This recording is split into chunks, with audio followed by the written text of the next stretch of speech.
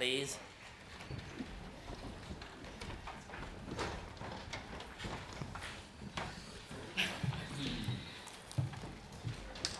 Thank you so much for the photography. Merci beaucoup.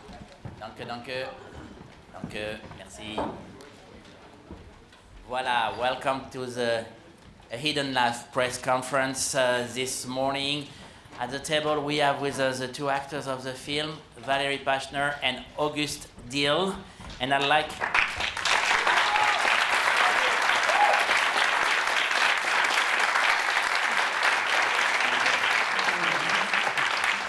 And I also like to acknowledge the presence in the room of the producers of the film, Grant Hill, Elizabeth Bentley, Dario Morgan.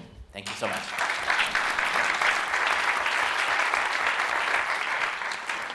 Before I open the floor for the questioning, I have one question about last night.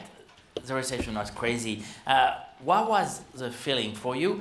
And did you talk to Terrence Malick afterward? What did you tell him? What did he say to you? It was, we were overwhelmed, I think, of the moment. It was such a special moment for all of us, and also that Terry came. We were just so touched, and I think especially because this movie has been with us for such a long time. And, you know, it's such an important story to tell, and so I think that was so wonderful that it was received so well. Yeah. Yeah, it was maybe professional-wise one of the most emotional moments in my whole life yesterday. It was beautiful. Gift. Yeah. All right, we're going to start the question. Second row right here. What's the conception of heroism that you two try to develop through the characters? What would be a hero in this film? The second question, I think, deals with a curiosity, everybody's curiosity. How is to work with such a mythical figure like Malick? How is his process with actors? Congratulations. I think, for the first question, I don't think it's a movie about heroic things. It's a hero is something that we say afterwards about a person who did certain things. But this is a movie about a private and silent choice, and it's about something invisible and not so outstanding. It's not a hero. It's actually we can name a hero afterwards, but it's, yeah, as I said, it's a very personal and spiritual choice. And the second question? How to work working with Terrence Malick. I think I agree with what August said, that it is not a as it is in the quote in the end. You know, it is a hidden life that they lived, and it is not about, you know, being out there and being a hero, but like having, you know, this decision in your heart. And yeah, the second question. It was wonderful to work with Terry in so many ways. And mostly because, you know, from the first moment on, you forget, it didn't matter that it's Terrence Malick, you know, that's like, you forget it in the first moment because you meet him and we just talked about the story. And the story is so strong, and it is about what we are telling and not how and who, you know, it's not about all this fuss, it's about the story. And I think that's usually the most important thing in creative processes, you know, to think about the what we are working on. Yeah. You have a question on the other side of the room? Hello, ladies and gentlemen. My name is Mariam Götz, and I come from the internet television, Supreme Master Television. So my question is, how do you think that the film of Terrence, Mr. Malick, can uplift our society? And what do you think is the spiritual message in this film for everybody? Thank you very much. I think this is something that I will know better probably a little bit later when I see the movie more and more. But I think at first it's just about, if it's about our society, then I would say that a person who says no, this is getting more and more rare actually in our whole world. We're all jumping on one train and we're all saying, yes, that's the world now, we have to go with it. And somebody in the room who says no, out of a simple feeling, not with any intellectual explanation, not doing actually anything, just saying no because he feels that something is wrong about it, just out of a very personal, a feeling that we all have actually. And just being someone who says, no, I'm the one who's not doing this, and not even judging the others. This is something, maybe, if this would be more people like this, especially right now in Europe with all the political development, it would be probably a solution, yeah. Maybe that is the bridge to our days. Question was there. Hello, my name is Deborah Cole. I'm from Agence France Presse. I have a question for each of you. I mean, August, you were just talking about this sort of the political relevance of the film right now. I mean, even though this was a silent heroic act, as you say, it was a form of resistance. And so, looking ahead to the European elections this weekend, and also in each of your countries, in Germany with the rise of the AfD, everything that's been happening in Austria this week, I'd like you to talk about that political resonance that you think the film might have right now. Well, it's, yeah, as I said, it's not so much somebody who's acting, or there are other stories about people who did during the war amazing things, saving people. But this story is about someone who's actually just saying, just out of a personal feeling, saying no to something. And I think our problem nowadays is probably that we're all saying, well, that's our world now, we can't do anything about it. It's a very easy thing to say, well, I think that's right, that's wrong, and the other thing is right. Like, we have this in us, it's not destroyed. We have this, we see something happens and we feel this is wrong, but nobody does anything. And yeah, maybe this is the thing that the movie, beside anything other, it's not only political, it's like something very personal too. But maybe in this way the movie can help or change people in this. Or when I watch the movie, I feel like, wow, I know this, we all know this. Why is it actually possible that everybody jumps on a train which goes in the wrong direction? Yeah, I think I also, for me, you know, I mean, we just recently saw the film for the first time too.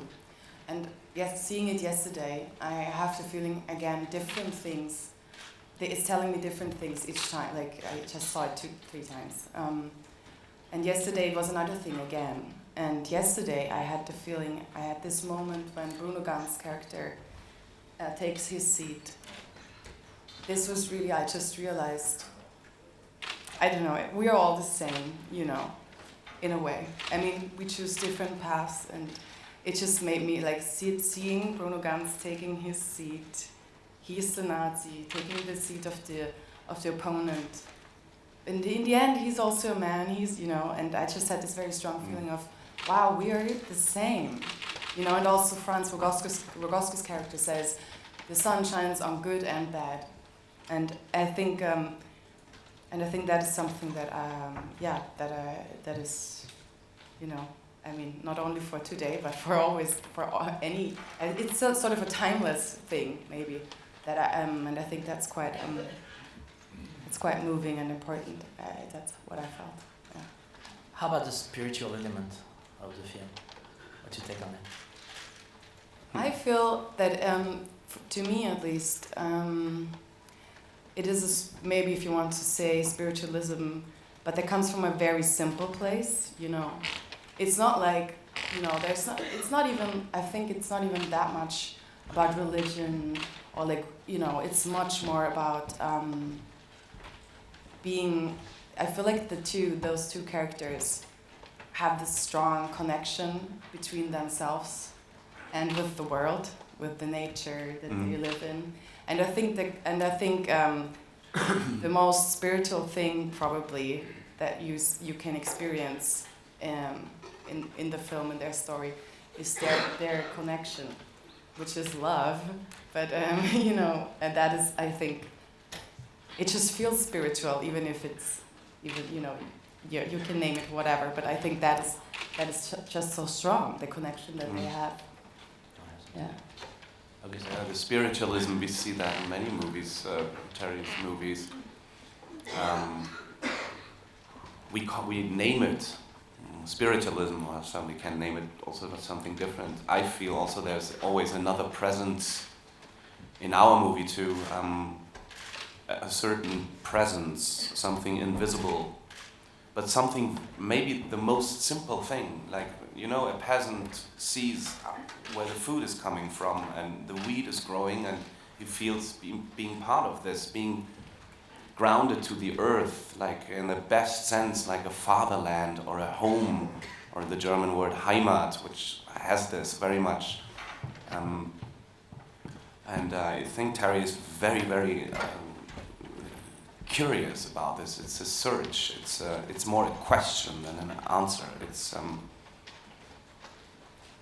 I mean, every child sees this, that this is all connected, and this is very much in his movies and in our movie too. Yes, hi, my name is Marcus. I work for One Press TV in Sweden. Maybe not everybody know in this room, but the Swedish actor Mikael Nyqvist that was in the movie, he's unfortunately not with us anymore. So I want to ask you an open question to you. How was it to work with him, and how do you remember him? He was very briefly there, and I had the chance to get to know him. I was shocked when I heard this, that he's gone. And I remember we spent two very nice evenings together, and I remember him as I know him from many, many movies too, like as an actor, but I was very pleased to meet him, and it was funny because we got along very, very quickly, and he was laughing a lot. He was very funny, And he was actually, I think Terry gave him a monologue in the morning of the day of the shoot. So he was like, he learned it within an hour, I think. So yeah, he's a wonderful actor. And, yeah. all right, first row here. Ivana Imoli, Swiss Television, and my question goes to August Diehl. I would like to come back to Bruno Ganz, the Swiss actor who deceased also this year, unfortunately. And I would appreciate if you could answer this question in German, if it's possible. Okay. Bruno Ganz spielt hier seine letzte Rolle. Wie haben Sie ihn am Set erlebt, als Mensch und auch als Schauspieler? Can you please also answer in English too for the rest of the I audience? try it in English then, okay? And you can do some German, but if you can translate in English afterwards. Ja, ich kenne Bruno schon länger. Wir haben ein Theaterstück gemacht zusammen, und er ist befreundet mit meinen Eltern, also es ist eine lange Geschichte. Ich kannte Bruno gut. And on set he was very curious. I remember the day, because it was just one day for him, and he was like, everybody, that was actually a general thing. There were so many actors coming, wonderful actors from from Germany, from theater, from Austria, from Switzerland, and they were all changing immediately into this mood that Terry created only by being himself, and everybody was getting immediately into the search mode and being decent and humble and quiet, and but light and not stressed, like something that was a mood that was through the whole shooting like this, and everybody got infected. I think we got a question over there. Oh, in the middle, sorry. Hello, Selin Peterson for Swiss National Television. The film was shot in 2016, and it took Terry Gilliam 3 years to finish it in the editing room. Terry Malick, you mean? What did I say? Gilliam. Oh, sorry. Maybe he helped, I don't know. So, another Terrence, of course. But isn't it a shame that Bruno Ganz couldn't see the film anymore? And what took him so long? Well, the last thing I would say, I asked myself that too. I was many times in studio doing voiceover, but yesterday I think I got the answer. This film is edited in a way that I never saw a movie edited like this. And I think the editors, they're such an important part of that film, because we did, we shot a lot of material, and Terry would always say we're like catching fish. And so the editors, it was the editors' work to catch those fish that, within those like sometimes 20 minutes takes or longer, 30 minutes takes. So it really goes to the editors. Thank you for this wonderful work and what they chose. And I think that's why it took so long, because it's just a different process, You don't have, there's a story, but we don't work we don't did the scene one after the other. We were improvising so much, and so you have to look at all this material and then pick, and it seems to be not a linear process. This editing, it's more like this, I think. Yeah. It goes it takes circles. And also, we've talked to Terry throughout those 2.5 years, and it really seemed and also talked to the editors, and they was oh, it's so good that you didn't see it already, because now it's so different, and it's so much better now, and, so I think it just takes time, and that's what they did. They took their time, and I think that's, in the end, a good thing that they did. For those of us who love Terrence Malick's work, there's so many stories and so many things that we heard that has never been confirmed, or anything about the way he shoots. And I remember, I think it was on New World, when there was a butterfly going on and he was following him on with the camera, and he just improvised around that. I don't know if it's true, but it's so beautiful that I want it to be true.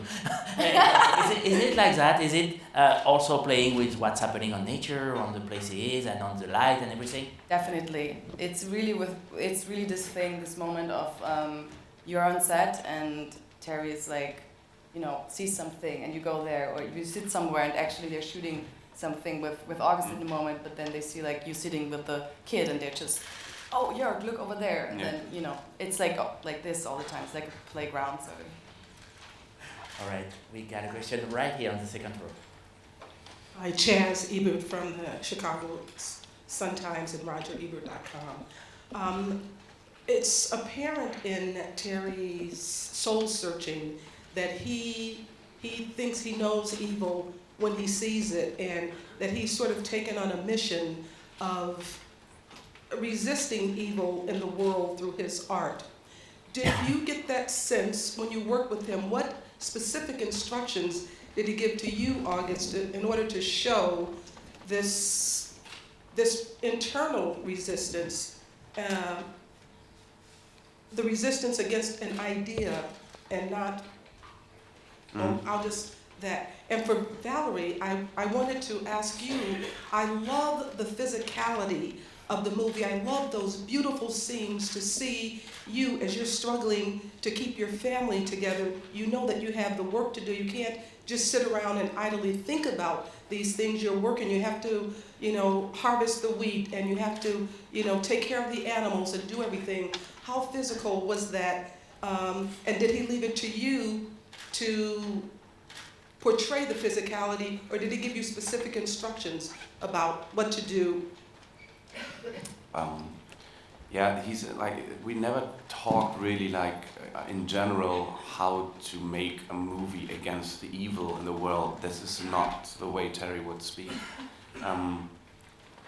It is much more he's much more posing questions, and does this make sense? And he's inviting you on a search to something, not to an answer, but to a question. And therefore, I remember that we were both, he was very keen on this, that he didn't want this character to be a hero or a preacher, or someone who knows good from evil and sees that. more like someone who just feels something and even doubting. We were also very much in this doubting process, because I think that Franz Jägerstätter it was not so easy to do this, and he went through many doubting periods because he did something terrible as well to his family and to his kids and leaving them, but he felt that was true, and not judging the others, and not it's resisting evil in a way, but it's not. The people are saying this in the movie to him. Do you really think you're gonna change the world by this? But this happens like as a side effect.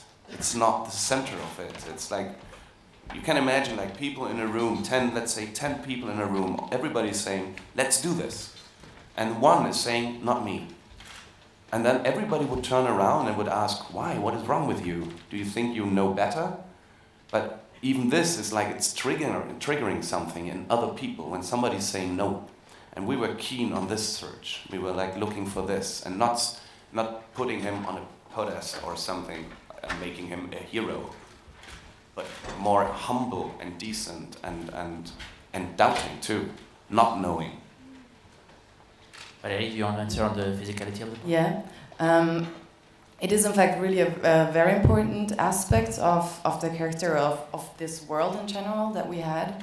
And I mean, I grew up on the countryside, so I know about farms. My grandparents have farms, but I haven't, I've lived a quite urban life the last 10 years, and so nobody like told me to do that, but I felt like I really have to get connected with, with nature again. And so before the shoot, I went to a farm just to, learn scything and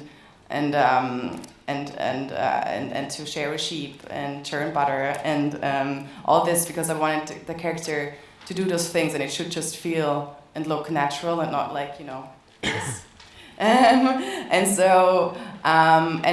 So that's something that it wasn't requested by Terry. It was just something that I felt that I want to, because I want her to feel grounded. I want her to feel real.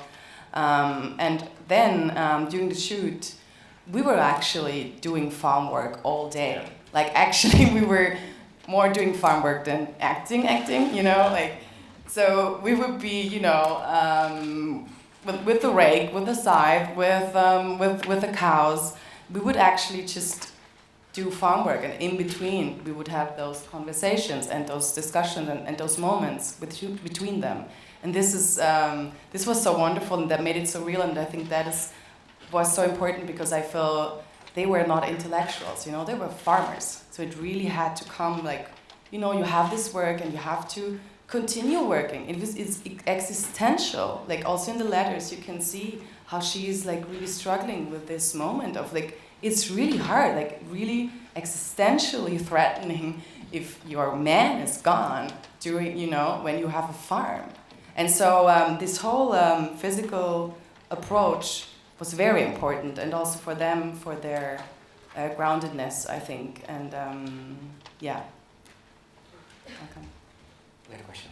Hi, good morning and congratulations. I'm Marc Garriga from the public radio in Catalonia. I wonder if Terrence Malick told you, or if you consider that this film is also a no to the far-right parties which influence is growing higher and higher each day here in Europe, and if it's one of the reasons of why a film like that is made today. Well, he wouldn't talk about in this way. He wouldn't say, let's do a movie against the right-wing parties in Europe. That's something, I think in general, everybody who's doing something and searching something honest, he changed the world in this direction. But it's like a side effect that comes. Our story is a very simple story about a man in this period of time, and we are the people who can make the bridge to our days and learn something from it. But it's not the reason, I think, to do a movie. It's the same like when you paint a picture or writing a novel. You don't have in mind to change the world. It's like a little bit like Franz Jägerstätter too. He's following something truthful, and then people watch it and saying, oh, that means something, that tells us something. And this is happening with movies and with everything, which is honest and a real search, I think. A question in the first row here. My name is Elena Ringa, I'm from Indie Cinema Magazine. And first of all, I would like to ask, where is Terrence Malick? Actually, we came to see him. And the second question... Sorry. And the second question is to presenter August. So how did you decide to take this role? Was there a script? Did you read the script? Or, you know, the name of Terrence Malick was important for you because his recent films were not so successful and you were not afraid to take this role? Maybe it could be another not very successful film. So 2 questions, thank you. Okay, so first of all, I would never go with a successful director, more with a good director, I think. And Terrence Malick, I know all his movies actually, and was always a huge filmmaker to me. Something that started already with Badlands and Days of Heaven, and yeah. And then there was a script. Yeah, of course, there was a script, which is not often with him like this, but in this case we had a script. And but it was also not by reading the script that I said, okay, yes, I can imagine I could play this character. I mean, it was Terrence Malick, and it was a very normal procedure. It was a casting. I met Grant Hill and Valerie. She was already casted, and I did a casting and waited for a yes or a no. So very, very normal way. Oh, well, if I may... We don't know. You worked on the movie in 2016.